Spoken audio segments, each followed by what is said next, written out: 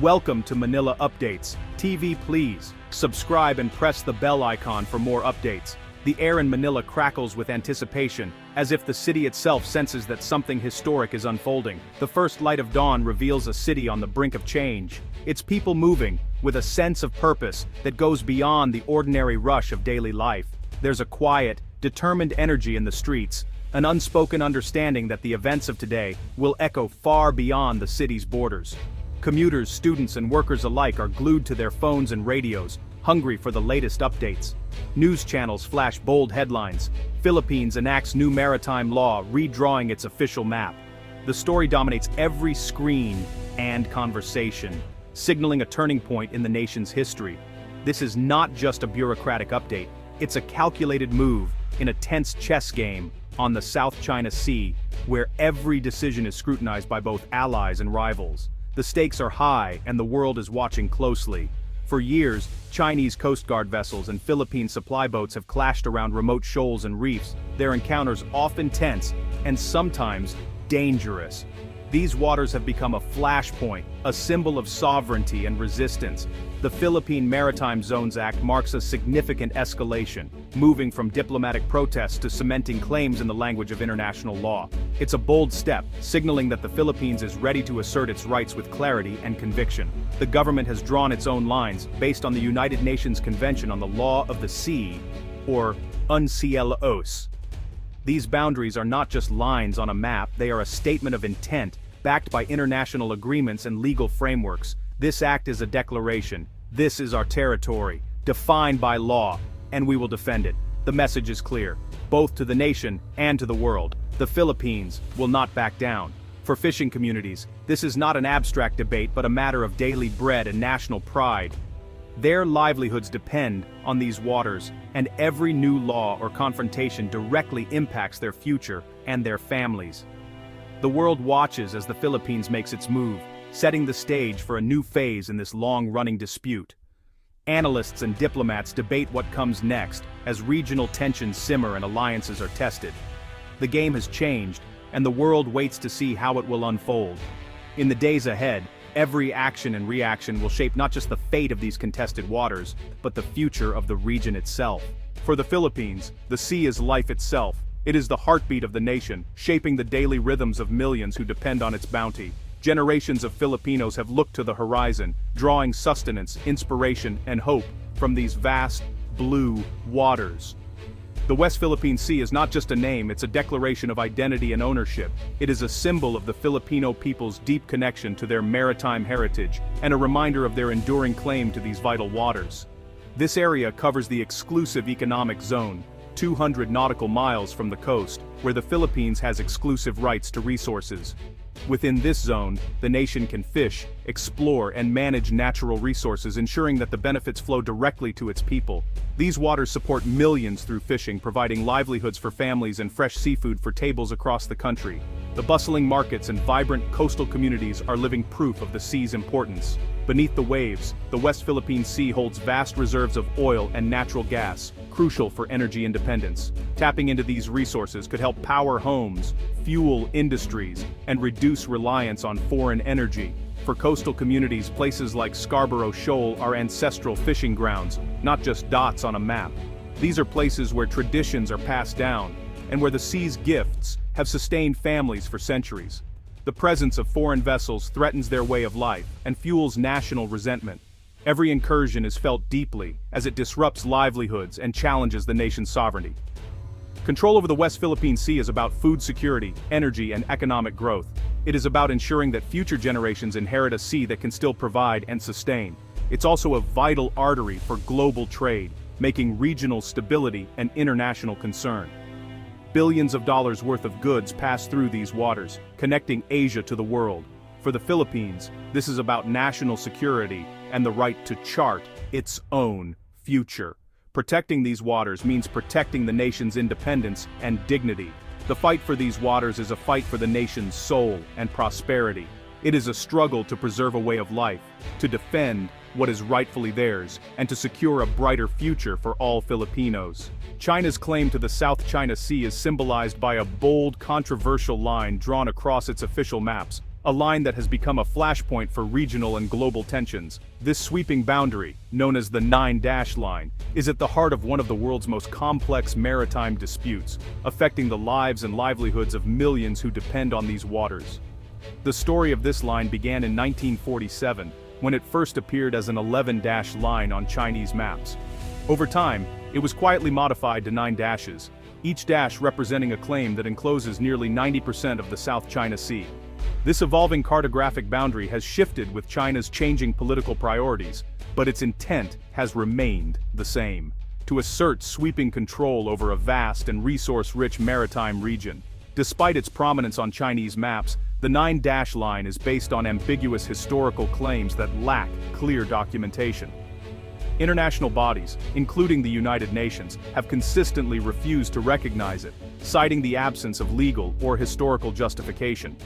As China's economic and military power has grown, so too has its assertiveness in the region.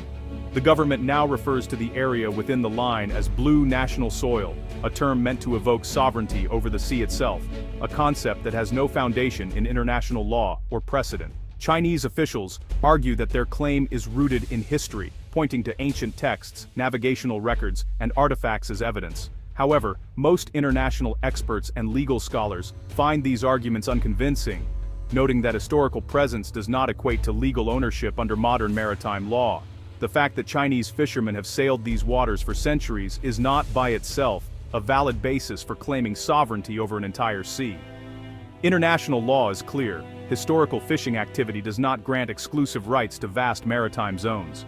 In 2023, China escalated the dispute by adding a 10th dash to its map, extending its claim even further and overlapping with the exclusive economic zones, or EEZs, of neighboring countries like Vietnam, the Philippines, and Malaysia. This move was widely seen as a direct challenge to the sovereignty of Southeast Asian nations. The reaction was swift and fierce. Protests erupted across Southeast Asia, with citizens and leaders alike condemning what they saw as cartographic aggression. ASEAN politicians held emergency meetings, and international pressure on China mounted. Whether it's the 11-dash, 9-dash, or now the 10-dash line, these shifting boundaries remain the centerpiece of China's expansionist maritime policy. Yet, they stand in stark contrast to the legal framework established by the United Nations Convention on the Law of the Sea, or UNCLOS, which China has signed but continues to sidestep. To much of the world, China's claim appears to be built on shifting sands, constantly changing, lacking solid legal ground, and eroding under international scrutiny. The metaphor is apt: what looks imposing on a map may not withstand the tides of law and global opinion. Today, the dispute is as much about maps and lines as it is about the presence of ships and the projection of power. The South China Sea remains a volatile arena, where history, law, and geopolitics collide, and where the lines on a map continue to shape the fate of nations. Long before China's 9-dash line, the Philippines had its own powerful map, the Murillo Velarde map of 1734. Created by Spanish Jesuit Pedro Murillo Velarde and Filipino artists, it's considered the mother of all Philippine maps. It details the archipelago and labels Scarborough Shoal, then called Panacot, as part of Philippine territory. This map was key evidence in the 2016 Hague arbitration, undermining China's narrative of ancient, indisputable sovereignty. The tribunal recognized its significance, showing the Philippines' long-standing awareness and claim. Today, the Murillo Velarde map is a national treasure and a symbol of legal right. It stands in stark contrast to China's vague historical claims. The map is a tangible link between the Filipino people and the West Philippine Sea. In 2013, frustrated by China's assertiveness, the Philippines took China to court under UNCLOS. China refused to participate, but the Permanent Court of Arbitration in The Hague proceeded. In July 2016, the tribunal issued a landmark ruling: China's 9-dash line had no basis in international law. Features like Mischief Reef and Second Thomas Shoal were declared part of the Philippine EEZ. China's activities there were illegal. Scarborough Shoal was ruled a traditional fishing ground for all, and China's blockade was unlawful. The 9-dash line was declared invalid. China rejected the verdict, but the ruling remains a powerful tool for the Philippines. It provides a solid legal foundation and transformed the dispute into a matter of law. The Philippines now holds the moral and legal high ground. The world recognizes this as a turning point in the maritime dispute.